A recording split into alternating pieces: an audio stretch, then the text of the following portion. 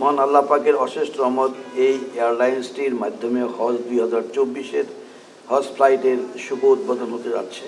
আমি মহান আল্লাহ পাকের দরবারে প্রার্থনা করি আল্লাহ পাক যেন আমাদের হজ যাত্রাকে সহজ ও নিরাপদ করে দেন, সমস্ত বালা মুসিবত থেকে হজ যাত্রীগণকে সুরক্ষিত রাখেন। বাংলাদেশ বিমানের সম্মানিত কর্মকর্তাদের দৃষ্টি আকর্ষণ করে কিছু কথা বলতে চাই। আবু হুরায়রা রাদিয়াল্লাহু আনহু হতে বর্ণিত, তিনি বলেন, আমি রাসূলুল্লাহ সাল্লাল্লাহু আলাইহি ওয়াসাল্লামকে বলতে শুনেছি, তিনি বলেছেন, আল্লাহর প্রতিনিধি বা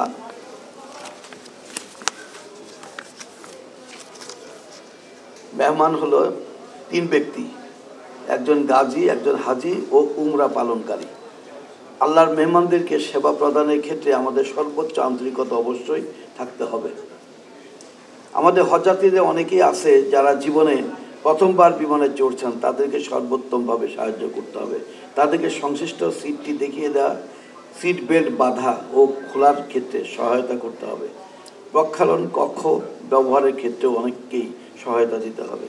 সার্ভিস অন ডিমান্ডের চেয়ে সার্ভিস ইন এন্টিসিপেশন এর প্রতি খেয়াল রাখতে হবে। কোনোভাবেই বিমান যাতায়াতের সময় সম্মানিত হজযাত্রীগণ কোনোরূপ অসহায়ত্ব বোধ না করে কিংবা অস্বস্তিতে না ভেঙে পড়ে সেদিক কিন্তু দৃষ্টি রাখতে হবে। সম্মানিত হজযাত্রীদের সাথে পাইলট ও এয়ার হোস্টেসগণ আচরণ হতে হবে বন্ধুত্বপূর্ণ ও হৃদ্যতাপূর্ণ। আপনারা নিশ্চয়ই অবগত আছেন, আমাদের দেশের সম্মানিত হজযাত্রীদের অনেকেই আছেন যারা তিল তিল করে জমানো সঞ্চয় দিয়ে হজ করে থাকেন। তাদের আবেগ অনুভূতিকে সম্মান দেখাতে হবে। সম্মানিত হজযাত্রীদের সন্তুষ্টি বিধানের মাধ্যমে আল্লাহ পাকের সন্তুষ্টি অর্জন করা সম্ভব। এ কারণে বাংলাদেশ বিমান এয়ারলাইন্স অন্যান্য এয়ারলাইন্স কর্তৃপক্ষকে অনুরোধ জানাবো, আপনারা হজযাত্রীগণকে সর্বোত্তম সেবা দিতে চেষ্টা করবেন। যাত্রী সেবায় সর্বোচ্চ পেশাদারিত্বের পরিচয় দেবেন। হজযাত্রীদের লাগেজ লোডিং আনলোডিংয়ের ক্ষেত্রে সতর্কতা অবলম্বন করবেন। তাদের স্ন্যাক্স বা খাবার দাবারের মানের দিকে বিশেষ যত্নবান হবেন।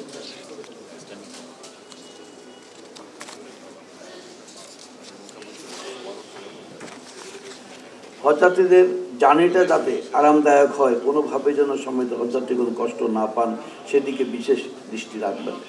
সম্মানিত সুধী, হজ ব্যবস্থাপনা একটি দ্বিপাক্ষিক ও সময়বদ্ধ কার্যক্রম। বাংলাদেশ ও রাজ্য সৌদি সরকারের যৌথ ব্যবস্থাপনায় হজের সার্বিক কার্যক্রম সম্পাদিত হয়ে থাকে। আমরা উভয় দেশই পারস্পরিক নিবিড় যোগাযোগ ও সমন্বয়ের মাধ্যমে এই কার্যক্রমটি সফলভাবে সম্পাদন করে আসছি। The efforts and contribution of the government of Saudi Arabia are very important and performing Hajj for the Muslim Ummah. The government of Saudi Arabia has always been conscious of its role. I express my sincere thanks to the government of the Royal Kingdom of Saudi Arabia, the Ministry of Hajj and Umrah, and His Excellency Mr. Isa Yusuf Isa Al Duhailan, Ambassador of the Kingdom of Saudi Arabia to Bangladesh, for their support and cooperation.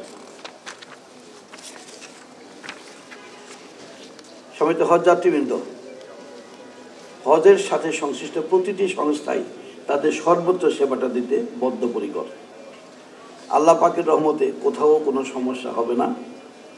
মহান আল্লাহ পাক সম্মানিত হজযাত্রীদের যাত্রা নিরাপদ ও আরামদায়ক করে দিন। আমাদের সকলের খেদমতকে আল্লাহ পাক কবুল করুন।